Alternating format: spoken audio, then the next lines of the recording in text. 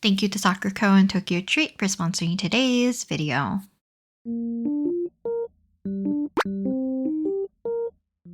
Hi guys, and welcome back to another video.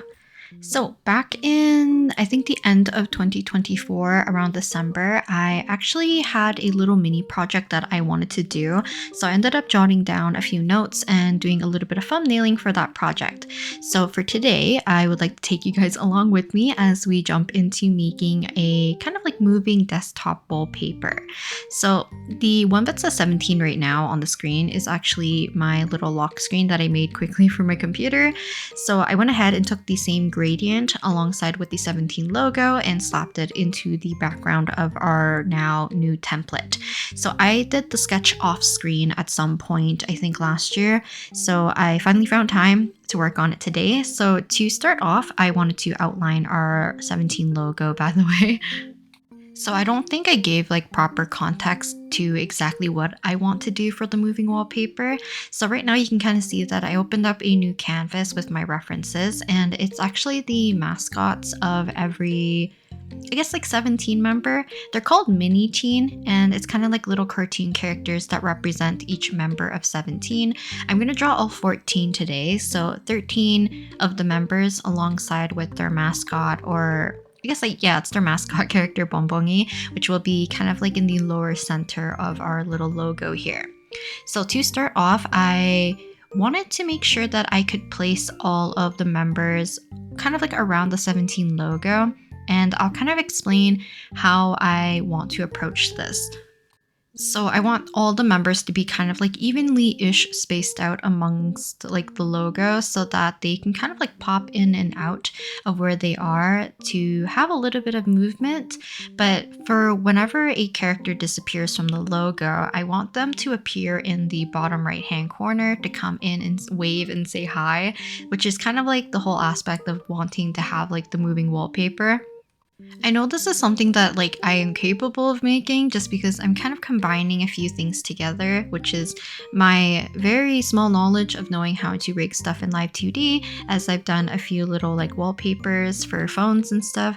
So I'm taking kind of like the same idea of having my waving phone wallpaper, but I want it to be in the bottom right hand corner of my desktop. So as you can see in terms of my little template right here, I was initially going to sketch the character just in the right hand corner, but I forgot that if I need to rig it, there's going to be a lot of other parts that I need to have, I guess, like drawn out fully for it to be more clean instead of having things be cut off when they're coming into frame. So on a separate new canvas, I ended up drawing all of the mascots' full bodies, but I will be separating the parts just a little bit for these ones as well. So if you're unfamiliar with like Live 2D rigging, oftentimes you need to split your drawings into different parts if you want them to independently move and allow Live 2D to help you with like more seamless animation or movement via having things to be rigged, if that makes sense. Like having little points be able to rotate or to be able to transform and warp your little object. You don't want your entirety of your drawing to be warped at the same time. So not only that, to have everything to be on its separate layers, it will allow me to have a lot of I guess like room to play around with what's in front and what's in behind, and it'll make things a little bit easier as well to have things overlap. So I need to draw certain things on certain layers and have them listed in a certain way so that they appear almost like collaged or kind of like seamlessly attached to each other. I've done previous videos where I showed a little bit more about the process and me talking about how I do like simple rigging for my VTuber model, alongside with doing like ones for simple wallpapers for your phones and all of that. So if you're interested, I'll make sure to link them down in the description because it's not going to be today's exactly like main focus.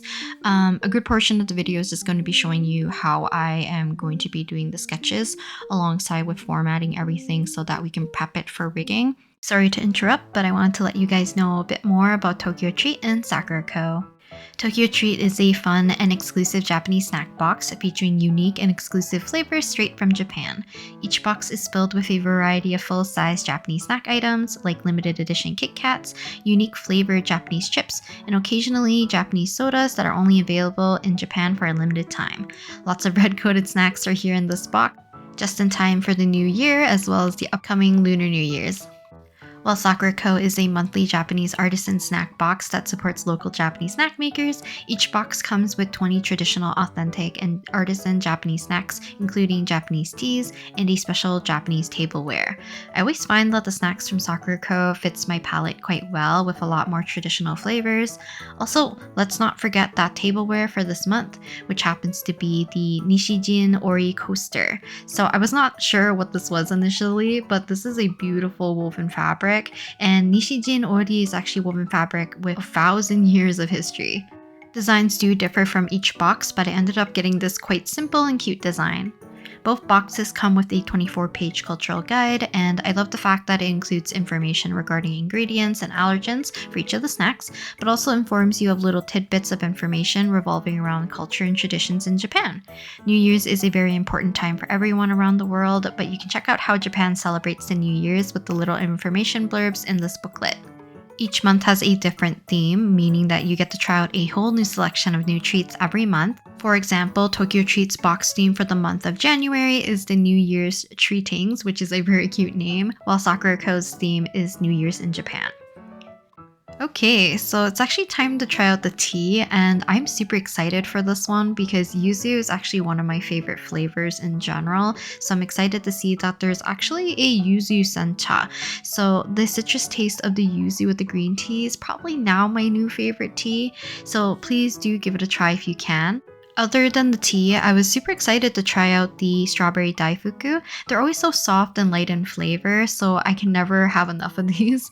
I can't miss out on matcha flavor snacks as well, so I ended up trying the matcha dorayaki. I feel like dorayaki comes in so many flavors. There's even a strawberry one in the TokyoTreat box, which I'm excited to try out. Also, the Lucky New Year arare was actually a super cute version of the typical kind of rice cracker that you end up getting, as they're shaped as lucky little sea bream, which I think is very cute. So if you would like to get a box for yourself or you want to give these as a lovely gift to family or friends, then do check out the link in the description and get your box today. Thank you again to Sakuraco and TokyoTreat for sponsoring today's video.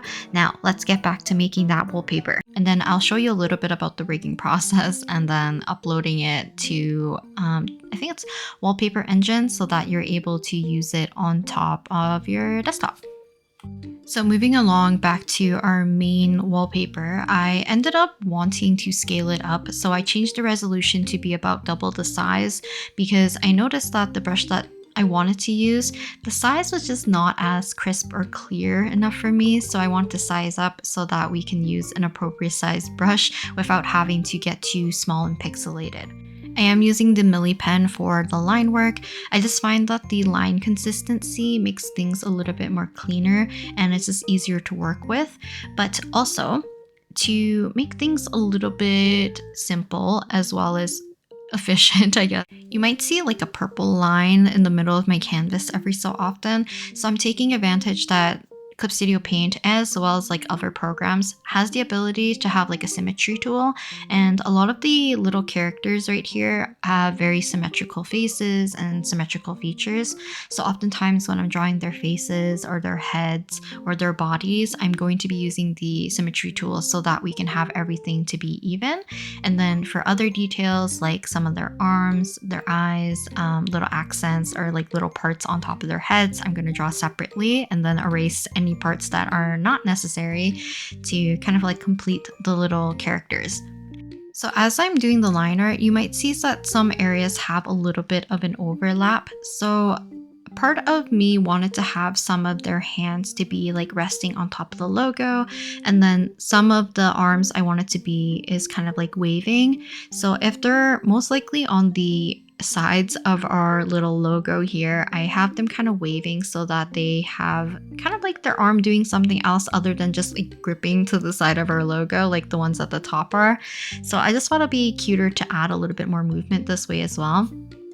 So let me talk a little bit of how I have my layers arranged at the moment. So all of the line art with the main body part is kind of like all on one layer. And then I ended up using the kind of like color fill selection tool in Clip Studio Paint and filling everything with a flat gray for our main body and then filling in the appropriate colors. the other parts, such as the hands that are on top of the logo, need to be in front of our logo, while the rest of the bodies are behind our logo. And then our waving arm is also going to be another layer that I'm going to have separate. So just for kind of peace of mind for myself, coloring everything on one layer and doing line art all on one layer for like each of the parts was a little bit easier for myself, so that I could color things a little bit more consistently. But things like the arms, like the one that I'm doing for Wanu's little mascot, we have these as well, kind of like the purple areas. I do have it on a separate layer, but all together their arms are all on the same layer. Hopefully that makes sense. So now you can see that I am going ahead and merging a bunch of my layers together so that I can kind of like flatten the image in a sense. Now you're going to see that I'm going to be going through the characters and basically selecting them one by one and kind of like cutting them out of the layer and repasting them so that they are now on their own individual layer. So instead of having all 14 of the main body on one layer, I'm slowly like taking out and chunking them out so that I can have them individually on their own layers, and then I will then rename them. But I found it a little bit easier to do it this way because, like I said, I don't really want to fiddle around with 14 plus different layers for each of the characters. So it's easier for me to just do it all in one, crop them out, and then have them pasted in as their own separate layers, just for easier time management, as well as just leaving it a little bit less of a headache.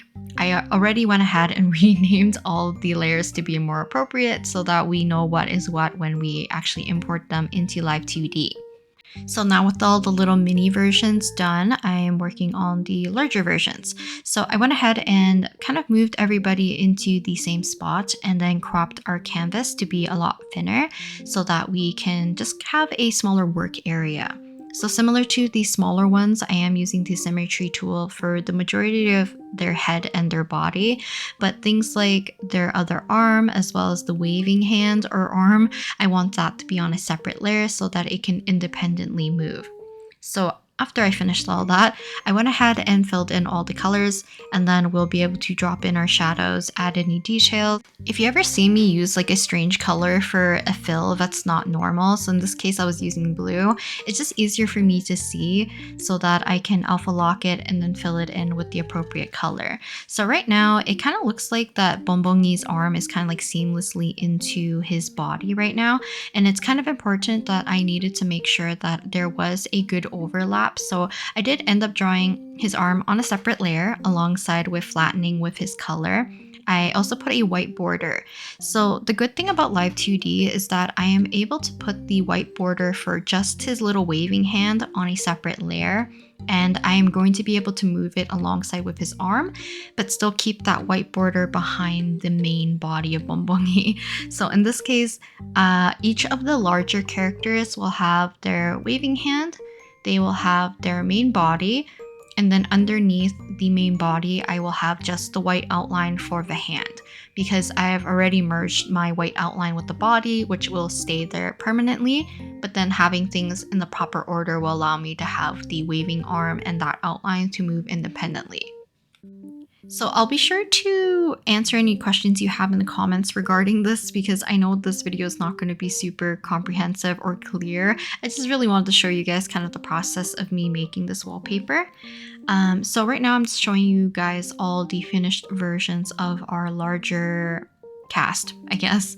So these guys are actually going to be the ones that I'm going to be placing into the bottom right hand corner. So as an example, I'm going to take Chandali into the bottom right hand corner right here and showing you where I want to place him, and kind of like similarly how we're going to layer it into Live 2D as well. So this is kind of what I want him to be peeping into the right hand corner and waving.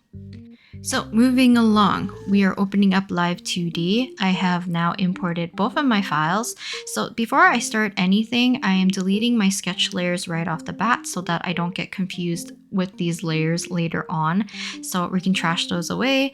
Next up, I will be deleting all of these parameters because I am going to make a whole new set of parameters for myself, and I'm going to be labeling them in a very arbitrary way.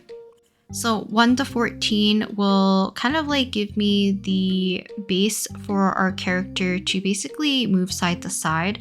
Then I have the number associated with wave, so that will be their arm waving, and each of the parameters basically is associated with like usually a movement. So apologies, you're gonna have to ignore my parameters right now because I have 3 set for every character, but I'm only going to be using 2. So I'm gonna get rid of our little number A versions. So initially when I was doing the rigging, I was gonna have the character disappear and reappear for both the smaller version and our larger version. But before we get into that, if you ever see me have like a circle with this little pin through it, like what I'm showing you right here, this is like a rotation deformer, and this is what I'm mostly going to be using for the majority of our movement today. I'm not doing any blinking or really too much warping of anything either. So to keep things simple, we're just gonna have things pop in and out alongside with just like moving side to side. So to kind of simulate our character popping into our desktop corner, I'm going to place the characters all into the bottom corner like this so that I can directly see how they're going to appear to be cropped from the corners, because I need to make sure that they don't get completely cut off when they're popping in and out from the side. So I'm not going to show you the entirety of this process for all the characters. I think I only show, yeah, for Bonbongi and then TokyoTreat, I think are the only ones that I ended up showing. So with our larger ones kind of already pre-rigged, I am moving on to our mini version. So I went ahead and deleted all my parameters once again and made 16 new ones. So I have head tilts, and then I have 1 to 14 listed, and then I have waving. After that, I reorganized all of our parts to their individual character. So starting on with non-ver, which is our guy in the top left-hand corner, I am putting a rotational deformer so that they can tilt their heads from side to side. So for all the characters, all their head tilts will be only on this one parameter. So it kind of means that all of them are going to move at the same time altogether. And even though it would be nice to have them moving at their own pace, I kind of wanted to do this just for more of like ease, because I did not want to fiddle around with like I said, more parameters per character, because it's going to get a little bit too much. So kind of going through all of them, you can kind of see this is what it looks like when they all tilt their head to the left, tilt their head to the right, and that's kind of what they look like all together anyways. So I think it looks kind of cute. So I believe next up is going to be our waving hands. So not all of them have a waving hand. I picked only a select few to do this, but pretty much it's going to be the same process as I did with the larger versions. But I do have to keep an account of when the body is tilting left or right, that the arm doesn't really get too misplaced. So I just have to do a quick double check between them waving their arms and them moving side to side to make sure that there's not a weird overlap or a place where there's like a cut, so that you can kind of see like a misplacement, if that makes sense. So last thing I want to do is for the character to reappear and appear into the screen. So for kind of like how I wanted to do this, I am basically going to shrink and sink them down into the logo. Now, I think there are a few characters that have a little bit of an awkward placement. So for TokyoTreat, he doesn't really fit perfectly into the logo. So if he were to sink down just directly without shrinking or warping, his body and his ears would show a heck of a lot. So I need to really kind of like squish and deform him as he kind of like shrinks down, so that you can kind of see him popping in and out like this.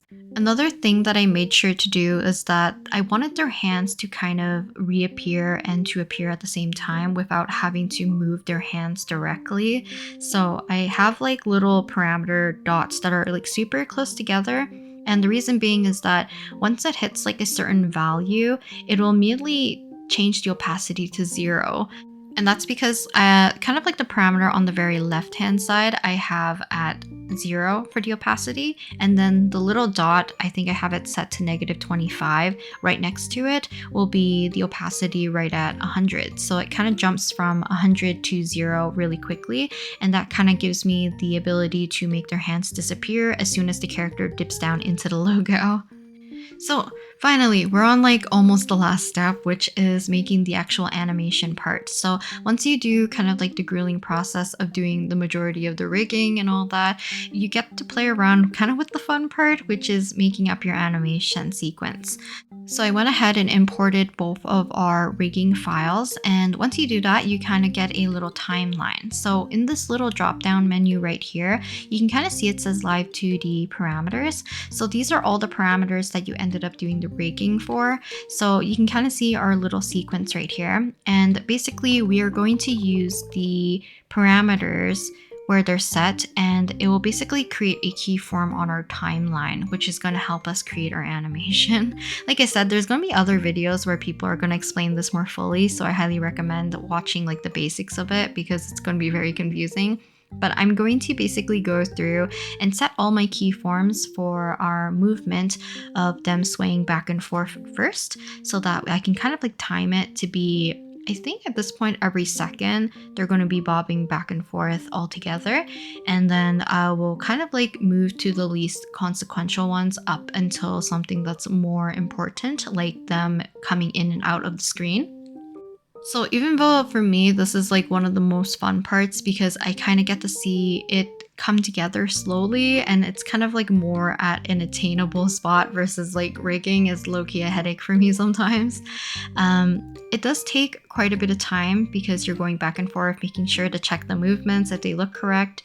But the good thing about Live 2D is that if you see that one of your rigs is having an issue or you want to correct it, you can totally go back to your first rigging file, which is like the one that we were working on before, changing up the parameters, and they'll be immediately reflected into your animation timeline, which is great.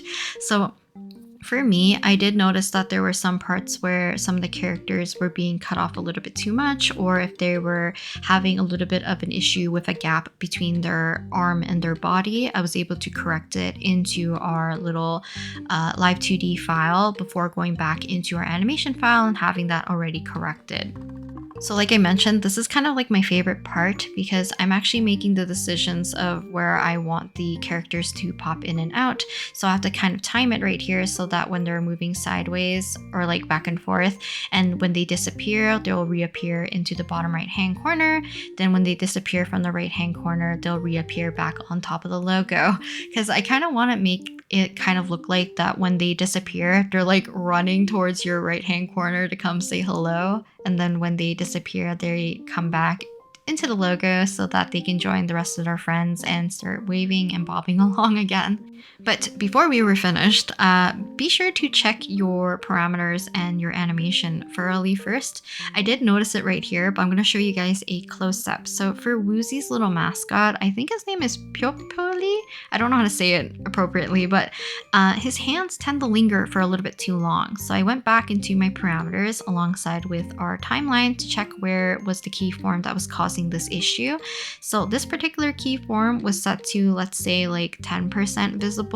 So the entire sequence of leading up to it, his hand would have been visible because I did not set it to 0 once it hit that point.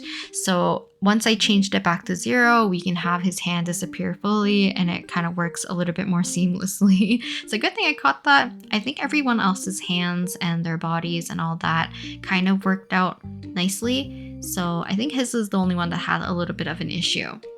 So let's talk a little bit about how to upload your wallpaper. So I'm using Wallpaper Engine to allow myself to have a moving wallpaper on my desktop. I went ahead and clicked the editor, and then I went ahead and uploaded it without using like a template or anything. I'm using my own wallpaper. But when you want to publish it, I believe all you have to do is go into the workshop, and then once you click workshop, you can go down and press share wallpaper on workshop, which allows you to share it via the Steam workshop. So this is something you're gonna need, is like Steam and the wallpaper engine. But If any of you know a workaround to use like a live wallpaper for your desktop or your computer, do let me know and I'll definitely check it out to see whether or not this will work.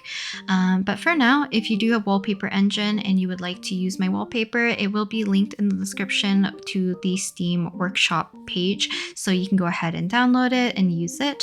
Hopefully you guys enjoyed watching me do like a little demonstration on how I wanted to make this little project. This is definitely more of a self-indulgent project. I know not everyone has Wallpaper Engine. I believe it is a paid Steam game technically, but if you're interested ever to have like a moving wallpaper on your screen, that's kind of like the one way I know a lot of people use like a moving wallpaper. But yeah, hope you guys enjoyed today's little video, and I will talk to you guys next time. I'll leave these guys running through the entire cycle until we get back to Woozy's mascot, and they'll just continue to go back and forth until then. So I'll talk to you guys next time. Bye!